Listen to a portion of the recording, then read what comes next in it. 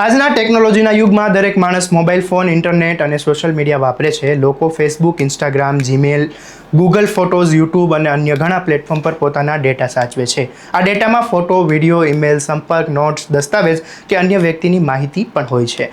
વિચાર કરો, જો કોઈ વ્યક્તિનું મૃત્યુ થઈ જાય તો તેની આ ડિજિટલ માહિતીનું શું થાય? એ માહિતી ક્યાં જાય અને કોણ સંભાળે? આજના સમયમાં આ પ્રશ્નો ઘણો મહત્વનો બની ગયો છે. હકીકતમાં ડિજિટલ માહિતી પણ હવે સંપત્તિ જેવી જ ગણાય છે. જેમ ઘર, જમીન, મકાન, પૈસા વારસામાં આપતા હોય એમ હવે ડિજિટલ ડેટાનું પણ વારસામાં આપવાનું આયોજન થવું જોઈએ. આ જ વિચારને ડિજિટલ વારસાઈ કહેવામાં આવે છે. હવે વાત કરીએ ડિજિટલ વારસાઈ શું છે.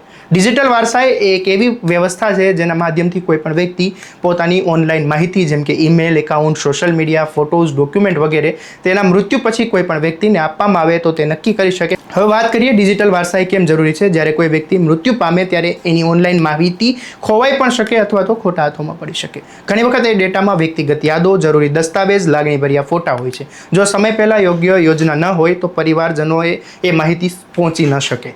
કઈ રીતે તૈયારી કરવી ડિજિટલ વારસાઈ માટે? કેટલાક સરળ પગલાં લેવા જોઈએ. તમારા બધા જ એકાઉન્ટ્સની એક યાદી બનાવો, જેમ કે જીમેલ્સ, ફેસબુક, ઇન્સ્ટાગ્રામ વગેરે તમારા એકાઉન્ટના પાસવર્ડ ગૂગલ મેનેજર કે અન્ય સેફ જગ્યાએ સાચવો.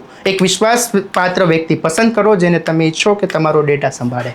ફેસબુક અને ગૂગલ જેવી જગ્યાએ લેગેસી કોન્ટેક્ટ અથવા તો એકાઉન્ટ મેનેજર સેટ કરો.